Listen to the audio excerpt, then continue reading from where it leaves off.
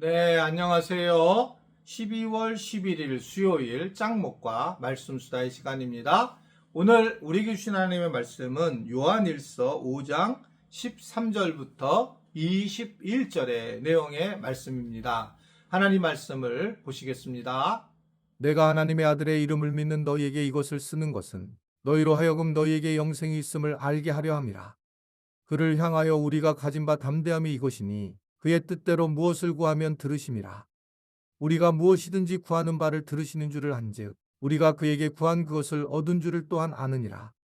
누구든지 형제가 사망에 이르지 아니하는 죄에 범하는 것을 보거든 구하라. 그리하면 사망에 이르지 아니하는 범죄자들을 위하여 그에게 생명을 주시리라. 사망에 이르는 죄가 있으니 이에 관하여 나는 구하라 하지 않노라. 모든 불의가 죄로 돼 사망에 이르지 아니하는 죄도 있도다. 하나님께로부터 난 자는 다 범죄하지 아니하는 줄을 우리가 아노라. 하나님께로부터 나신 자가 그를 지키심에 악한 자가 그를 만지지도 못하느니라. 또 아는 것은 우리는 하나님께 속하고 온 세상은 악한 자 안에 처한 것이며, 또 아는 것은 하나님의 아들이 이르러 우리에게 지각을 주사 우리로 참된 자를 알게 하신 것과 또한 우리가 참된 자 곧 그의 아들 예수 그리스도 안에 있는 것이니 그는 참 하나님이시요 영생이시라. 자녀들아, 너희 자신을 지켜 우상에게서 멀리하라. 네, 오늘 요한이 요한일서를 기록한 목적을 아주 분명하게 얘기를 하죠. 13절에 보면 내가 하나님의 이름을 믿는 너희에게 이것을 쓰는 것은 첫 번째로는 영생이 있음을 알게 하려 함이라는 겁니다. 영생. 여러분, 우리가 예수님을 믿고 나서 우리에게 주시는 건 뭐냐면 영생이라고 하는 건데, 영생이라는 건 물론 영원한 생명을 갖는 거다, 이터널 라이프라고 할 수 있지만, 이런 내용이지만 영생이라는 것은 어떤 것이냐면 우리에게 죽음이 없다라고 하는 부분이죠. 예수님을 믿고 우리가 살아갈 때에 무엇보다도 우리는 예수님을 영접함으로 영원한 생명을 얻게 돼서 이 땅에서도 죽지 않고 죽어서도 죽지 않는 그런 놀라운 권리를 갖게 된 것이다. 하나님과 같은 모습으로 우리가 살아가게 된 것이다 라고 하는 것을 말씀을 하고 있는 겁니다.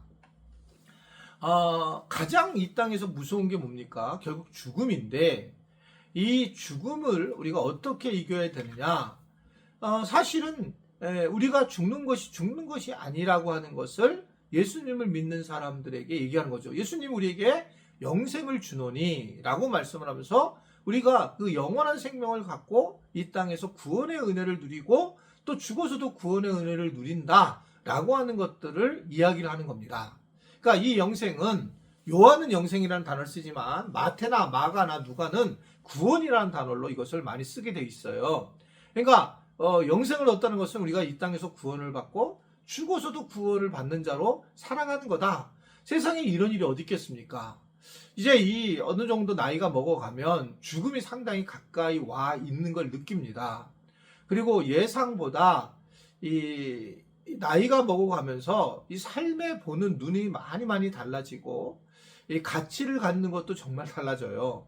그러니까 제일 중요한 거는 아주 죽는다라는 거가 이제 분명해지는 거예요. 주변 사람들, 나보다 어린 사람들, 친구들 또는 뭐 형제들이 돌아가시기 시작하고 이게 내가 죽는 거구나라는 것을 인지하게 됩니다.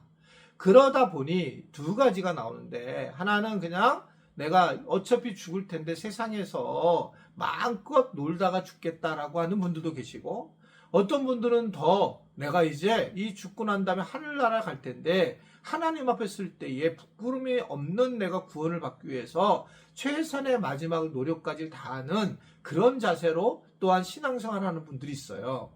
그러니까 이 부분에서 우리가 정말 잘 중요하게 여겨야 될 것은, 정말 우리는 예수님을 마지막까지 끝까지 믿어야 한다라고 하는 것입니다. 우리가 어떤 환경이 되더라도 그 예수님을 끝까지 놓지 말아야 된다는 거예요. 그러니까 우리가 어떻게 보면 시간이 지나면 기억력이 쇠하여지고 또 마지막 죽음을 앞둘 때는 우리가 정신을 잃을 때가 있는데, 그럼에도 불구하고 우리가 끝까지 예수님을 가슴에 안고 예수님 주신 그 믿음을 가지고 우리가 반드시 영생을 얻는다라고 하는 확신을 갖고 우리가 죽음을 당하는 것이 굉장히 중요하다. 그래야지만 우리가 앞으로 노인연의 삶 또는 나중의 삶도 살아갈 수 있다라고 하는 것을 보여주는 거예요. 이 죽음에 대한 것이 매우 가까이 왔고, 또는 이 나이가 들면서 이 영생을 갖게 됐을 때에 이 땅에서 성공하는 것이 좀 달라요. 그러니까 이 땅에서 얼마나 감사하고 사랑하고 살아가느냐가 더 중요하지, 이 땅에서 내가 뭔가를 더 가지고 자녀가 뭐가 더 잘 되고 이런 쪽이 성경에서 결코 말하는 부분이 아니라는 것입니다.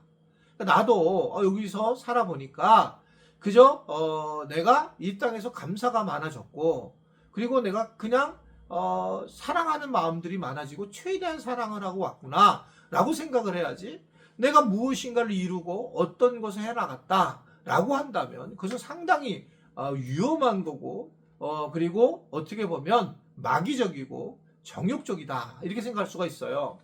여러분, 교회를 하는 것도 마찬가지예요. 내가 이제 목회를 하고 있는데 만약 우리 교회를 제가 개척해서 이렇게 해왔으니까, 제가 만약에 이러한 부분에 내가 교만하게 이것을 내가 했고 내가 달려왔다 이렇게 생각을 하게 되고, 내가 뭔가 이뤘다라고 생각을 내가 만약에 한다면 저는 이 교회 자체가 우상이 되는 거예요.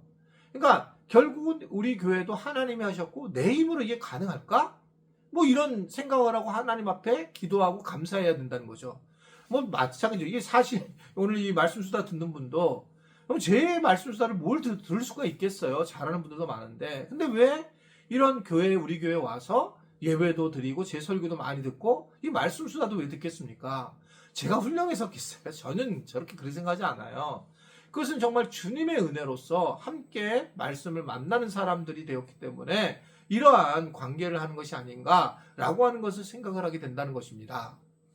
우리는 결국은 이 영생을 통해서 하나님 주신 법을 누려야 되고, 더 나아가서 그러면 어떤 또 복을 주시냐면, 영생을 가진 사람에 대해서는 14절에 보면 그의 뜻대로 무엇을 구하면 들으신다라고 하는 것을 말씀하고 있어요.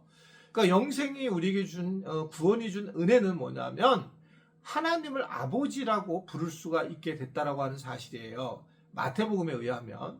그래서 우리는 하나님을 아버지라고 부르고, 그 아버지라고 부른다는 얘기는 아버지에게 뭔가 부탁할 것을 부탁할 수 있는, 기도할 수 있는 것을 기도하는 것을 우리가 매우 중요한 특권으로 우리에게 주셨구나 라는 생각을 하게 됩니다. 근데 어제 말씀드린 것처럼 그 기도가 항상 뭐를 달라고 하는 기도는 성경이 말하는 기도가 아니에요.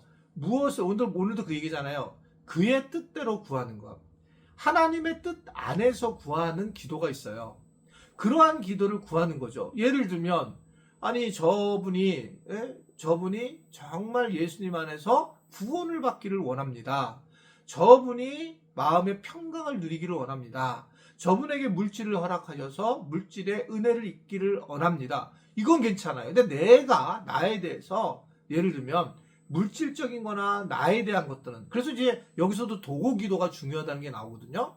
다른 사람을 위해서 중보 기도를 서로 해주는 것이 얼마나 중요한가. 자기가 자기의 물질을 위해서 구하는 것은 주시기도 하지만요, 그것은 또 어떻든 간에 성경적인 기도는 아닌데 주시기도 하세요. 그런데 주로 우리가 그 사람을 하나님 축복해 주시고 그 사람을 더해 주십시오 라고 기도할 때 은혜가 된다는 거죠. 그것이 하나님께서 들어주시는 기도의 모습이라는 거죠.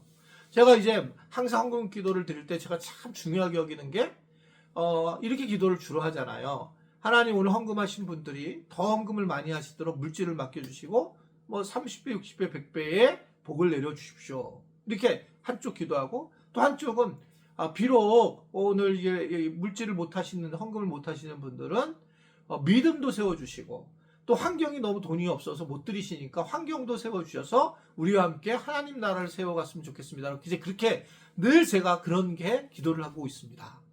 저는 이 기도가 맞다고 생각을 하거든요. 그러니까 우리가 이러한 하나님의 나라를, 은혜를 누리면서 가야 되는데, 하나님의 뜻대로 구하는 기도가 어떤 기도인 것인지 잘 생각해야 돼요. 자기의 욕심이나 욕망을 내려놔야 된다는 거죠. 정욕적이고 억지로를 내려놓고 그렇게 기도할 때 정말 그 하나님 그 기도를 들어주신다. 내 자녀를 위해서 기도할 때도 마찬가지예요. 자기 자녀를 위해서 기도하는데 하나님 공부 잘하게 해주세요. 이거는 굉장히 위험한 기도예요. 근데 만약에 이렇게 기도하면 좀 달라요. 하나님 얘를 선교사로 보내려고 하는데 공부를 잘하게 지혜를 주세요. 이건 좀 달라요. 하나님의 목적을 위해서 기도하는 거죠. 그러니까 근데 이게 이기적으로 싹 아니 하나님 뭐 선교사 나가면 안 돼. 안 돼. 여러분 그러면 이게 누가 기도를 들어주실까요? 그럴 수 없다는 거죠. 그러니까 이게 우리가 예상보다 계속적으로 이기적인 마음이 여전한데 참 어렵죠. 그러나 이걸 잘 내려놓고 우리 지체들이 바른 기도를 하고 기도 응답을 받고 또 중보 기도자들이 잘 되어서 우리 교회가 좀 더 기도의 응답을 받는 그리고 영생의 삶을 사는 은혜가 있기를 주님의 이름으로 부탁을 드립니다. 기도하겠습니다. 오늘 말씀 듣는 모든 자에게 영생이 임하며 또한 하나님의 뜻 가운데 기도할 때에 기도가 하나님 앞에 응답되어 줄 수 있도록 축복하여 주옵소서. 예수님의 이름으로 기도드리옵나이다. 아멘.